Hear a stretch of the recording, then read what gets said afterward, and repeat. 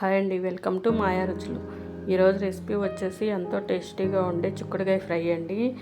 ఇదే ప్రాసెస్లో చేసుకోండి, మీకు చాలా బాగా కుదురుతుంది.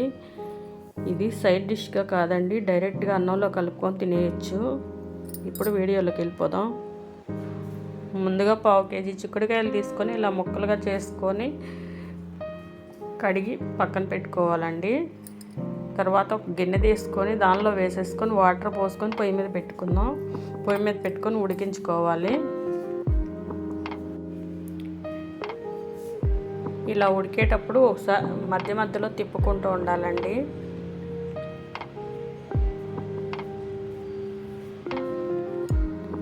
ఇలా తిప్పుకుంటూ ఉండాలి. చిక్కుడుకాయలు సగం ఉడికిన తర్వాత 1 టీ స్పూన్ ఉప్పు వేసుకోవాలండి. ఉప్పు వేసుకొని తిప్పుకొని మూత పెట్టుకొని ఉడికించుకోవాలి.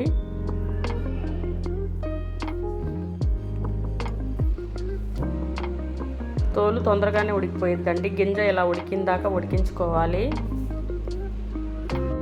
అలా ఉడికిన తర్వాత వాటర్ అన్నీ వంపేసుకొని ప్లేట్లోకి తీసుకొని పక్కన పెట్టుకోవాలి. పొయ్యి మీద ఒక ప్యాన్ పెట్టుకోవాలి కారం ప్రిపేర్ చేసుకోవడానికి. దానిలోకి 1 టేబుల్ స్పూన్ వేరుశనగ గుళ్ళు వేసుకొని ఫ్రై చేసుకోవాలండి. అవి ఫ్రై అయిన తర్వాత 1 టీ స్పూన్ జీలకర్ర, 1 టీ స్పూన్ నువ్వులు వేసుకొని ఫ్రై చేసుకోవాలి. అవి కూడా ఫ్రై అయ్యాక వేయించిన శనగపప్పు 1 టేబుల్ స్పూన్ వేసుకోవాలండి. వేసుకొని ఒకసారి అలా తిప్పుకొని 2 రెబ్బలు కరివేపాకు వేసుకొని ఫ్రై చేసుకొని చల్లారిన తర్వాత మిక్సీ పట్టుకోవాలండి.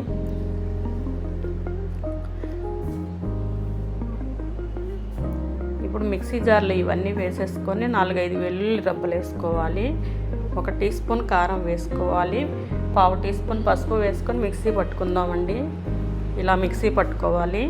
మిక్సీ పట్టుకొని పక్కన పెట్టుకుందాం. పొయ్యి మీద ఒక కళాయి పెట్టుకోవాలి.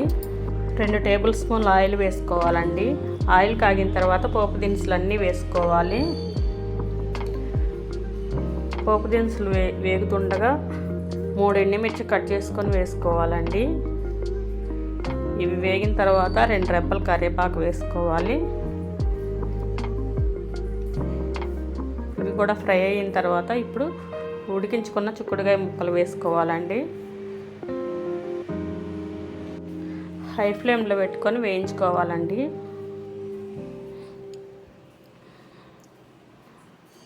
ఇలా వేగిన తర్వాత ఇప్పుడు మనం రెడీ చేసి పెట్టుకున్న కారం వేసుకోవాలి.